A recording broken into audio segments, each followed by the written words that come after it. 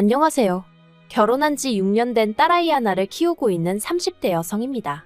제가 원래 제 이야기를 어디다 하는 편이 아닌데 얼마 전 나온 합가 얘기로 속이 말이 아닌지라 여길 다 찾아오게 되었네요. 말주변이 없다 보니 두서가 없을 수도 있는데 그래도 이렇게 사는 사람도 있구나 생각하시고 가볍게 들어주시면 감사하겠습니다. 남편하고 저는 같은 중학교를 다녔어요. 하지만 당시에는 그다지 가까운 사이는 아니었습니다. 같은 반을 했던 것도 아니고 그렇다고 학원을 같이 다녔던 것도 아니고 다만 남편 친구랑 제 친구랑 친하다 보니 어쩌다 한 번씩 같이 어울렸던 게 전부였네요.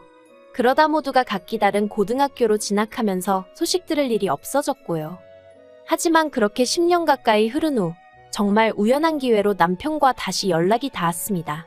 대학교 졸업을 앞두고 취업 준비로 정신없이 바쁠 때였는데 그래도 제가 딱 하나 포기하지 못한 게 있었으니 그건 바로 영화 관람이라는 취미생활이었어요. 그것마저 안 하고 살면 정말 우울해서 죽을 것 같더라고요. 그런데 그것도 혼자 하니까 괜히 기운이 빠져서 인터넷에서 영화 관람 동호회 같은 걸 알아보고 한 곳에 나가게 되었는데 거기서 남편과 다시 만나게 될 줄은 상상도 못했었답니다. 어렸을 땐 별로 친하지도 않았으면서 그땐 서로 얼마나 반가워했는지. 하지만 그렇다고 저희가 바로 연애를 시작한 것은 아니었고요. 이후로 얼마 지나지 않아 저는 바로 취업을 했지만 남편은 졸업도 하기 전이었다 보니 그냥 가까운 친구 사이처럼 지냈어요. 그러다 본격적으로 서로 연애를 시작한 건 저희 둘 다 직장인이 되고 나서였죠. 남편은 저랑 동갑이었지만 군대를 다녀왔으니 저보다 사회생활이 늦을 수밖에 없었거든요. 그래도 남편은 보란듯이 대기업에 들어가더라고요. 사실 남편이 저보다 학벌이 좋기도 했으니 그래서 당연한 결과다 싶긴 했지만 그래도 사람 마음이 부럽기도 하고 그렇더라고요. 아무튼 그렇게 남편까지 직장 생활을 시작한 이후로는 자주 보기는 어렵겠구나 생각했어요. 저는 저대로 바빴고 남편도 이제 회사에 적응하느라 바쁘겠구나 싶었으니까요. 그런데 그건 제 기우에 불과했습니다. 남편은 오히려 전보다 더 자주 저에게 연락을 해왔고 시쳇말로 들이대기 시작했거든요. 그리고 그런 남편의 적극적인 대시에 저도 못 이긴 척 마음의 문을 열었죠. 저는 연애를 시작하기 전에도 이미 남편에 대해서는 제법 많이 알고 있다고 생각했어요. 하지만 그건 제 착각이었습니다. 특히나 친구로 지내는 동안은 남편의 재정 상태에는 별 관심 없었기에 몰랐는데 연애를 시작하고 나서 보니까 남편이 금전적으로 늘 빠듯해하는 눈치더라고요. 또래에 비해 월급이 적은 편도 아니었는데 왜 매번 빠듯해하는 건지 혹시 나랑 쓰는 돈이 아까워서 저러나 하는 오해도 아닌 게 아니라 하게 되더라니까요. 그런데 알고 보니 신호와 남편 그리고 시동생 중에서 그래도 제대로 된 밥벌이를 하는 건 남편밖에 없었고 그렇다 보니 시부모님 생활비로 남편이 막대한 지출을 하고 있었던 거였죠. 그 와중에 신호와 시동생도 이런저런 이유를 대가며 남편에게 손을 벌리고 있었고요. 그 사실을 알곤 얼마나 기가 차던지. 하지만 그때만 하더라도 제가 남편과 결혼을 전제로 만나고 있던 것은 아니니 괜히 이렇다 저렇다 말을 하기는 좀 껄끄러웠어요. 괜히 쓸데없는 오해를 사기도 싫었고요.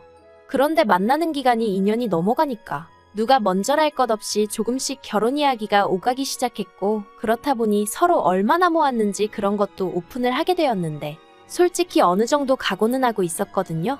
그런데도 정말 깜짝 놀랐습니다. 모아둔 돈이 제 절반도 되지 않았으니까요. 그래서 결국 결혼은 하기로 했지만 그 조건으로 시댁에 드리는 생활비는 그렇다고 쳐도 신우나 시동생에겐 더 이상 금전적 도움은 주지 말라고 했어요. 경제권도 제가 가져오기로 했죠. 이게 남들이 들으면 이상할 수도 있는데 그래도 저희는 친구로 지낸 기간이 길다 보니 이런 이야기는 좀 더 직설적으로 할 수 있었던 것 같아요. 아무튼 남편도 이래저래 생각이 많아진 눈치였지만 결국 제 뜻에 따라주기로 했고 그렇게 저희는 결혼을 약속했습니다. 하지만 당연히 시부모님은 이런 변화를 달가워하지 않으셨죠. 결혼하고 첫 달 줄어든 생활비를 받아드시곤 노발대발하시더니 급기야 제 면전에다 대놓고 야무진 여자를 데려오는 줄 알았더니 어디서 독한 X를 데려왔다는 소리까지 하셨으니까요. 신우나 시동생도 마찬가지였어요. 제가 남매 사이를 이간질한다며 절 못 잡아먹어 안달이었거든요. 결혼할 때 시댁에서는 한 푼도 도와주지 않으셨고 친정에서는 그래도 이렇게 해주셨습니다. 사윗감인 남편이 예뻐서 해주시고 그런 건 절대 아니고 하나뿐인 딸이 시작부터 고생할까 그게 걱정이라 해주신다 하셨죠. 그리고 말이 나와서 말이지만 저희 친정 부모님이라고 해서 사윗감인 남편을 처음부터 쌍수 들고 환영하신 건 아니셨어요. 제가 친정어머니랑 워낙 가깝게 지내다 보니 이런저런 이야기를 미주알고주알 전하곤 했는데, 그렇다 보니 친정어머니는 사돈될 집안 형편이 좋지 않다는 것도 진작에 알고 계셨고, 그런 집으로 시집을 가면 마음고생할 건 불보듯 뻔한 일이라며 적당히 연애만 하다 헤어졌으면 좋겠단 말씀도 몇 번이나 하셨었으니까요. 하지만 뭐 사람 마음이 마음대로 돼야 말이죠. 저는 친정부모님께 몇 번이나 남편의 배경 말고 앞으로의 가능성을 봐달라고 부탁을 드렸어요. 남편도 틈나는 대로 저희 친정에 찾아와 저희 친정부모님한테 살가운 아들 노릇을 자처했고요. 그러자 결국 자식 이기는 부모 없다는 말처럼 친정부모님께서 제 결정을 믿고 지지해 주신 거예요. 한편 결혼하고 2년 만에 지금의 딸을 가졌습니다. 그리고 저는 출산 한 달 전까지 예전과 마찬가지로 회사에 나가 일하고 가끔 야근도 하고, 지금 생각하면 시쳇말로 정말 빡세게 지냈어요. 참고로 저희 회사에도 출산휴가니 뭐니 하는 것들이 있긴 했지만 솔직히 그때만 해도 그 제도를 당당히 쓰는 사람은 적어도 저희 팀엔 한 명도 없었거든요. 그래서 저도 악으로깡으로 버틸 수밖에 없었죠. 그런데 더 큰 문제는 육아휴직이 끝나면서 터졌습니다. 원래는 제가 회사에 복귀를 하면 평일에는 친정에 아이를 맡겨놓을 생각이었어요. 주말에만 저희 부부가 아이를 보고요. 그런데 제가 막 회사에 복귀를 하려던 시점에 친정어머니께서 사고를 당하시면서 아이를 봐주실 수 없는 상황이 되었거든요.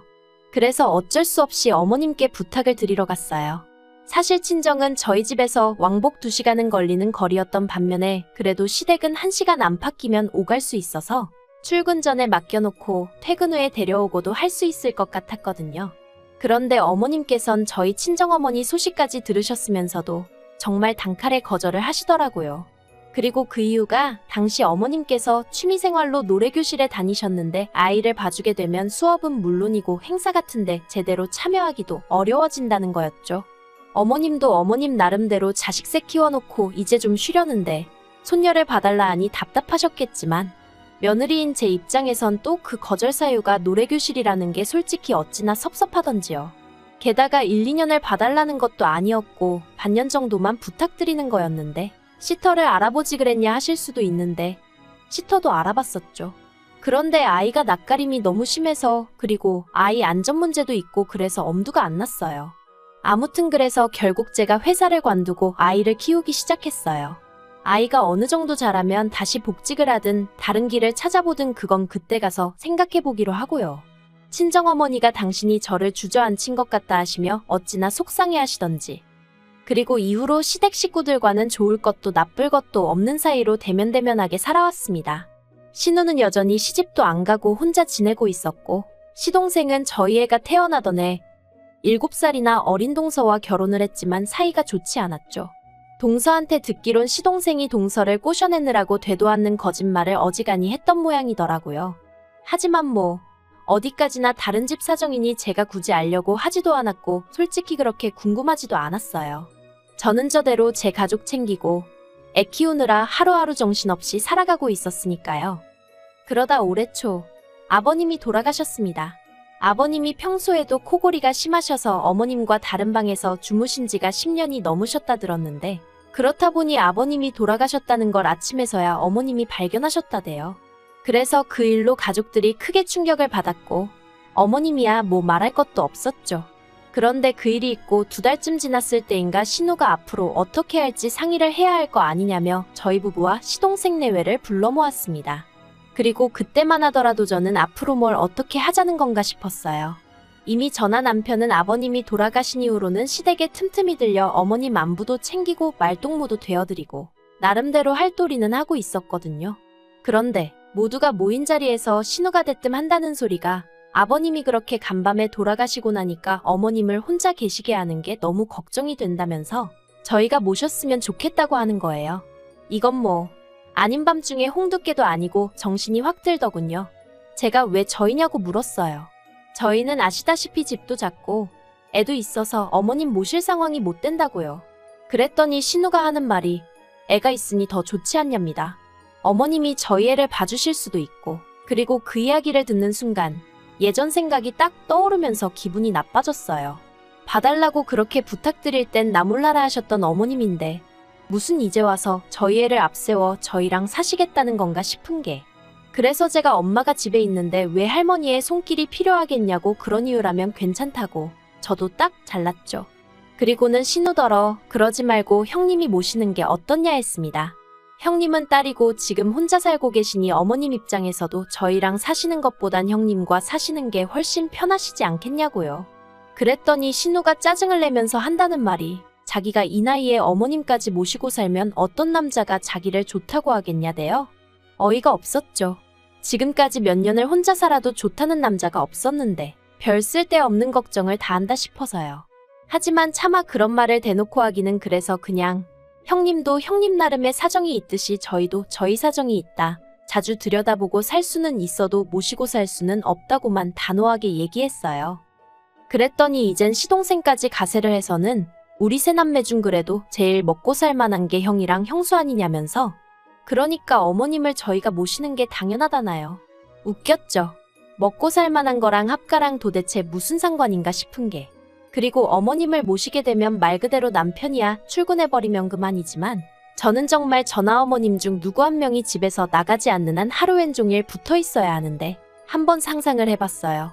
그런데 정말이지 단둘이 같이 있을 상상만 해도 머리가 지끈지끈 아파오는 게, 그래서 제가 시동생 뒤로 숨어있는 동서한테 동서라면 어머님이랑 단둘이 매일같이 붙어 있을 수 있냐고 대놓고 물었더니 죄송해요 한마디만 하더라고요.